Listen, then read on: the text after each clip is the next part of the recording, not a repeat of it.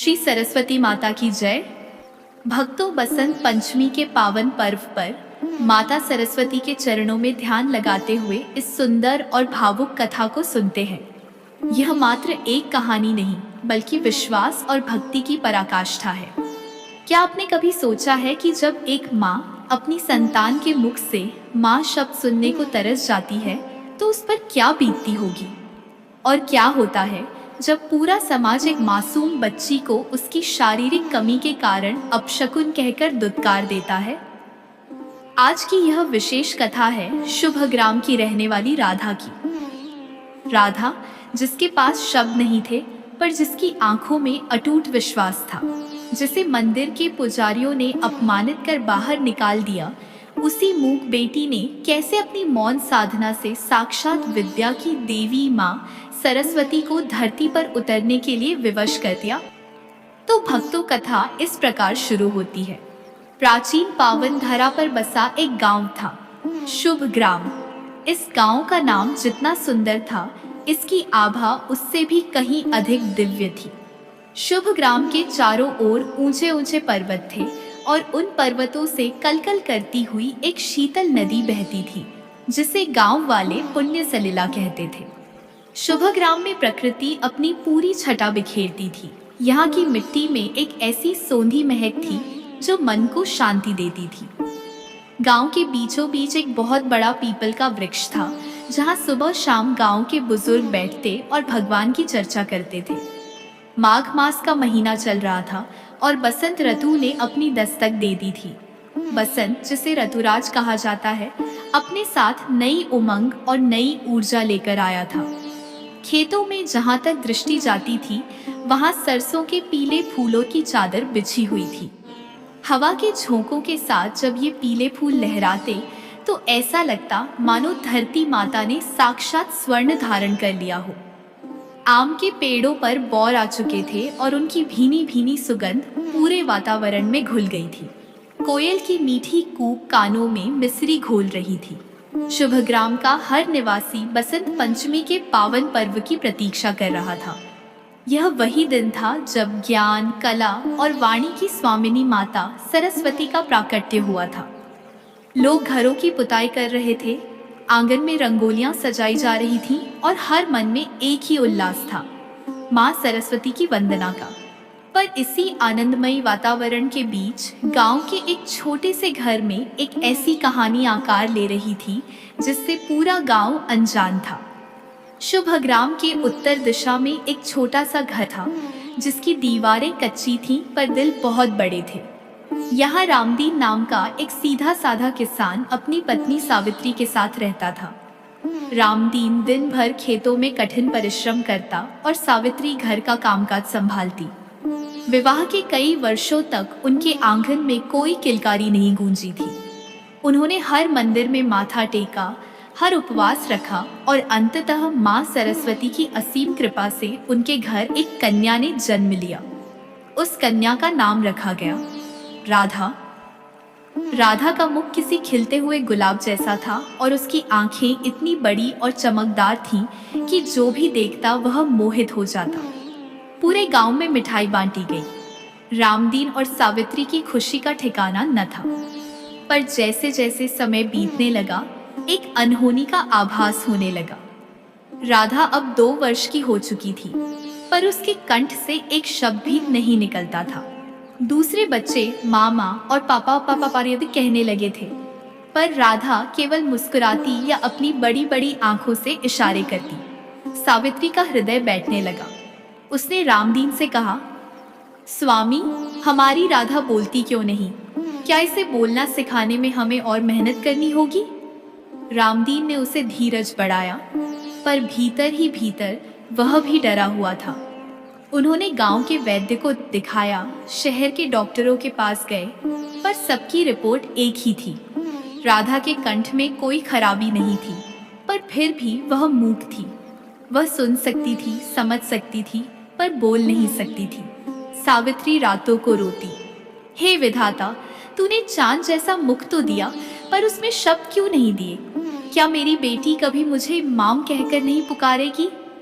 राधा यह सब देखती और अपनी माँ के आंसू पोंछती, पर उसका अपना दर्द उसके भीतर ही कैद होकर रह जाता। राधा अब 7 वर्ष की हो गई थी। वह देखने में अत्यंत सुंदर थी, पर उसका मौन ही उसकी पहचान बन गया था। गांव के बच्चे जब बाहर खेलते तो राधा भी उनके साथ जाना चाहती थी। वह अपनी गुड़िया लेकर बाहर जाती, पर दूसरे बच्चे उसे अपने साथ नहीं खिलाते थे। वे उसे गूंगी कहकर चिढ़ाते और भाग जाते। कोई बच्चा कहता, अरे इसके साथ मत खेलो, ये तो बोल ही नहीं सकती, ये क्या खेल खिलाएगी। गांव की स्त्रियां भी सावित्री को देखकर सहानुभूति के बजाय ताने देती। सावित्री, पिछले जन्म में कोई भारी पाप किया होगा, तभी तो ऐसी कन्या घर आई है। अब इसका विवाह कैसे होगा? इसे उम्र भर तुम दोनों को ही पालना होगा। सावित्री यह सब सुनकर चुप रह जाती, पर उसका दिल चूर चूर हो जाता। राधा ने धीरे धीरे बाहर जाना बंद कर दिया। उसने एकांत से दोस्ती कर ली। उसने अपना एक छोटा सा संसार बना लिया था। वह घर के आंगन में आने वाली चिड़ियों को दाना डालती, गाय के बछड़े से बातें करती और मंदिर की सीढ़ियों पर बैठकर घंटों जलती हुई धूप और ढलते हुए सूरज को देखती। राधा ने इशारों की अपनी एक भाषा बना ली थी, जिसे केवल उसकी माँ समझ पाती थी। पर उसके मन में एक गहरा प्रश्न हमेशा रहता था। सब लोग बोलते हैं, पक्षी चहचहाते हैं, हवाएं सरसराती हैं, तो फिर मैं ही चुप क्यों हूँ? क्या ईश्वर मुझसे नाराज है? वह मंदिर के बंद कपाटों को देखकर अक्सर यही सोचती रहती। जब समाज ने राधा को ठुकरा दिया, तो प्रकृति ने उसे अपनी गोद में ले लिया। राधा का अधिकांश समय गांव के पास बहने वाली नदी के किनारे बीतता था। वह पानी की लहरों को देखती और उसे लगता कि पानी भी उससे कुछ कहना चाह रहा है। वह मिट्टी से मूर्तियां बनाती, पेड़ों पर चढ़ती और फूलों से बातें करती। उसे महसूस होता कि प्रकृति को सुनने के लिए कान नहीं, बल्कि हृदय की आवश्यकता होती है। एक दिन जब बसंत पंचमी का उत्सव आने ही वाला था, राधा ने देखा कि गांव के स्कूल में बच्चे सरस्वती वंदना सीख रहे हैं। वह छिपकर खिड़की के पीछे खड़ी हो गई। शिक्षक गा रहे थे, या कुंदेंदु तुषारहार धवला। राधा का रोम रोम पुलकित हो उठा। वह भी अपने होंठ हिलाने की कोशिश करने लगी, पर उसके गले से केवल एक रूंधा हुआ स्वर निकला। वह उदास होकर वहां से भाग गई और नदी किनारे जाकर फूट फूट कर रोने लगी। उसने पानी में अपना प्रतिबिंब देखा और रोते हुए इशारों में पूछा, माँ सरस्वती, क्या मैं भी आपकी वंदना नहीं कर सकती? क्या शब्दों के बिना पूजा अधूरी होती है? उसी समय एक बूढ़ा साधु वहां से गुजर रहा था। उसने राधा को रोते देखा। साधु ने राधा के सिर पर हाथ रखा और कहा, बेटी, दुखी मत हो। जो शब्द कंठ से निकलते हैं वे कान तक जाते हैं, पर जो प्रार्थना मौन से निकलती है वह सीधे ईश्वर के हृदय तक पहुंचती है। तेरी आंखों के आंसू ही तेरी सबसे बड़ी पूजा है। राधा को उन साधु की बातों से थोड़ी शांति मिली, पर उसके मन में एक दृढ़ संकल्प जागा कि इस बसंत पंचमी पर वह माँ सरस्वती के चरणों में अपनी पूरी आत्मा को अर्पित कर देगी। बसंत पंचमी का दिन आ गया। शुभ ग्राम का कोना कोना उत्सव के रंग में रंगा था। हर ओर पीली झंडियां लहरा रही थी। राधा ने भी अपनी माँ की पुरानी पीली चुनरी ओढ़ी और एक थाली में थोड़े से अक्षत, चंदन और अपने हाथों से तोड़े हुए जंगली पीले फूल सजाए। उसके मन में एक ही इच्छा थी, माँ सरस्वती के चरणों में शीश नवाना। वह धीरे धीरे गांव के भव्य सरस्वती मंदिर की ओर बढ़ी। मंदिर के बाहर जूते चप्पलों का ढेर लगा था और भीतर से वेद मंत्रों की ऊंची गूंज आ रही थी। जैसे ही राधा ने मंदिर की दहलीज पर कदम रखा, गांव के कुछ लोगों की नजर उस पर पड़ गई। मंदिर के मुख्य पुजारी, जो अपनी विद्वता के अहंकार में डूबे थे, उन्होंने राधा को देखते ही अपना मुंह फेर लिया। उन्होंने ऊंचे स्वर में कहा, अरे, इस गूंगी लड़की को यहाँ किसने आने दिया? यह पर्व वाणी की देवी का है, कला की देवी का है, जिसके पास न शब्द हैं न सुर। वह इस पवित्र प्रांगण में आकर क्या करेगी? इसे बाहर ले जाओ, कहीं इसकी छाया से हमारी पूजा अशुद्ध न हो जाए। पुजारी के शब्द किसी जलते हुए अंगारे की तरह राधा के हृदय पर लगे। उसे धक्के देकर मंदिर की सीढ़ियों से नीचे उतार दिया गया। उसकी पूजा की थाली गिर गई, फूल धूल में मिल गए। राधा की आंखों से अश्रुओं का बांध टूट गया। वह वहां से भागती हुई अपनी उसी प्रिय नदी के किनारे पहुंची और रेत पर गिरकर बिलक बिलक कर रोने लगी। वह मन ही मन माँ सरस्वती से पूछ रही थी, हे माँ, क्या मेरी भक्ति केवल इसलिए अधूरी है क्योंकि मेरे पास शब्द नहीं है? क्या तूने मुझे केवल तिरस्कार सहने के लिए बनाया है? उस दिन राधा ने अन्न जल का त्याग कर दिया और अपने घर के एक अंधेरे कोने में बैठकर माँ का ध्यान करने लगी। पूरी रात राधा सोई नहीं। उसने अपनी झोपड़ी की दीवार पर हल्दी से माँ सरस्वती का एक चित्र बनाया और उसी के सामने बैठ गई। उसके मन में अब दुख नहीं बल्कि एक अदम्य संकल्प था। उसने अपनी आत्मा की गहराइयों से माँ को पुकारना शुरू किया। उसे महसूस हुआ कि जब मुंह बंद होता है तो हृदय की आवाज और भी तेज हो जाती है। उसने मन ही मन प्रण लिया कि जब तक माँ स्वयं उसे रास्ता नहीं दिखाएंगी वह अपनी आंखें नहीं खोलेगी। बाहर आधी रात का सन्नाटा था, पर राधा के भीतर एक दिव्य ज्योति जल रही थी। सावित्री और रामदीन अपनी बेटी की यह हालत देखकर व्याकुल थे। वे उसे खाने के लिए पुकारते, पर राधा किसी गहरी समाधि में थी। उसने दुनिया को भुला दिया था। उसके लिए न कोई गांव था, न कोई पुजारी और न ही कोई तिरस्कार। उसके लिए बस माँ सरस्वती की वह छवि थी जो वीणा धारण किए कमल पर विराजमान थी। जैसे जैसे रात गहराती गई, राधा की एकाग्रता इतनी बढ़ गई कि उसे मंदिर की घंटियों की आवाज अपने भीतर सुनाई देने लगी। उसके मौन ने एक ऐसी अग्नि का रूप ले लिया था जो ब्रह्मांड के द्वार खटखटाने लगी थी। अध्याय 7, दिव्य स्वप्न और माँ शारदे का प्राकट्य। भोर का समय था, जिसे हम ब्रह्म मुहूर्त कहते हैं। अचानक राधा की झोपड़ी का वातावरण बदल गया। एक ऐसी सुगंध फैल गई जो न इस धरती की थी और न किसी फूल की। एक दिव्य प्रकाश उसकी बंद आंखों के सामने चमकने लगा। राधा ने स्वप्न में देखा कि वह एक विशाल श्वेत सरोवर के बीच खड़ी है। वहां हजारों कमल खिले हैं। तभी एक विशाल हंस आकाश से उतरा और उस पर साक्षात भगवती सरस्वती विराजमान थी। माँ का रूप इतना तेजस्वी था कि राधा की आत्मा कांप उठी। माँ के एक हाथ में वीणा थी, दूसरे में वेद, तीसरे में स्फटिक की माला और चौथा हाथ आशीर्वाद की मुद्रा में था। माँ मुस्कुराई और उनके मुख से निकले शब्द ब्रह्मांड के संगीत की तरह गूंजे।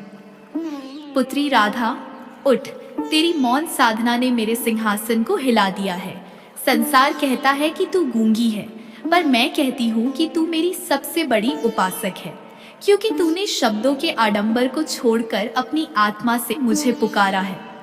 जो लोग बोलकर भी झूठ बोलते हैं, उनसे श्रेष्ठ तेरा यह मौन है। मैं आज तुझे वह वरदान देने आई हूँ जिसकी कल्पना बड़े बड़े ऋषि भी नहीं कर सकते। माँ ने अपनी वीणा का एक तार छुआ और वह तार एक सुनहरी लहर बनकर राधा के कंठ में समा गया। जैसे ही सूर्य देव ने अपनी पहली किरण शुभग्राम की धरती पर बिखेरी, राधा की आंखें खुली। वह झोपड़ी से बाहर आंगन में आई। उसका चेहरा स्वर्ण की भांति दमक रहा था।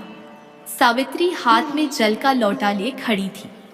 राधा ने अपनी माँ की ओर देखा और उसके होठों में एक कंपन हुआ। अचानक एक ऐसी आवाज निकली जिसने पूरे वातावरण को मंत्रमुग्ध कर दिया। माँ, मेरी प्यारी माँ। सावित्री के हाथ से लौटा गिर गया। वह अपनी जगह पर झड़ हो गई। रामदीन दौड़ता हुआ आया। राधा बोल रही थी। उसकी आवाज में कोयल की मिठास थी और शंख की गंभीरता। गांव के लोग जो मंदिर जा रहे थे, वे भी रामदीन के घर के बाहर रुक गए। राधा केवल बोल नहीं रही थी, उसके मुख से माँ सरस्वती के अत्यंत कठिन श्लोक और वंदनाएं स्वतः ही फूट रही थीं। गांव के पंडित और वे पुजारी जिन्होंने राधा को मंदिर से निकाला था, वे भी वहां पहुंचे। जब उन्होंने राधा को वेद मंत्रों का उच्चारण करते सुना तो उनके अहंकार का किला ढह गया। राधा की वाणी में वह ओज था कि सबके सिर अपने आप झुक गए। पुजारी जी राधा के चरणों में गिर पड़े और क्षमा मांगने लगे। राधा अब केवल रामदीन की बेटी नहीं बल्कि पूरे शुभग्राम की सरस्वती बन गई थी। लोग उसे सुनने के लिए मीलों दूर से आने लगे। राधा ने ऊंचे आसन पर बैठकर गांव वालों को संबोधित किया। उसने कहा, मेरे भाइयों और बहनों, वाणी केवल बोलने के लिए नहीं बल्कि सत्य और प्रेम बांटने के लिए मिली है। जिसे आप अपशकुन समझते थे उसी में माँ का वास था। याद रखें, विद्या का अर्थ डिग्रियां प्राप्त करना नहीं बल्कि अपने भीतर की करुणा को जगाना है। यदि आपकी वाणी किसी का दिल दुखाती है तो आप शिक्षित होकर भी अनपढ़ हैं। माँ सरस्वती केवल उन्हें नहीं मिलती जो मंत्र रटते हैं, वे उन्हें मिलती हैं जो शुद्ध हृदय से प्रार्थना करते हैं। राधा की बातें सुनकर गांव का माहौल बदल गया। शुभग्राम में अब कोई किसी का अपमान नहीं करता था। गांव के स्कूल में अब संगीत और संस्कार की शिक्षा साथ साथ दी जाने लगी।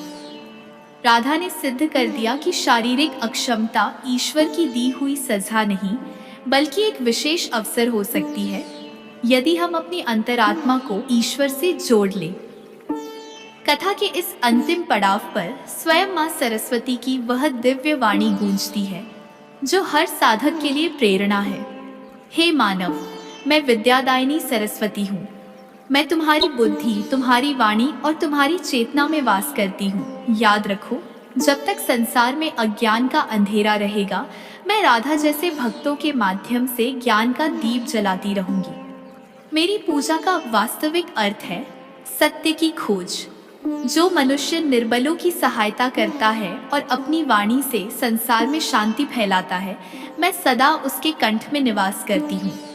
कलयुग के इस दौर में अपने विवेक को जागृत रखो और अहंकार का त्याग करो। जो प्रेम की भाषा बोलता है वही मेरा वास्तविक पुत्र या पुत्री है। इस प्रकार शुभग्राम में बसंत पंचमी का वह पर्व इतिहास बन गया। राधा की वह दिव्य वीणा जैसी आवाज आज भी उन हवाओं में महसूस की जाती है। जो भी इस कथा को श्रद्धा पूर्वक सुनता है, माँ सरस्वती उसे बुद्धि, सुख और शांति का वरदान देती है। जय माँ सरस्वती।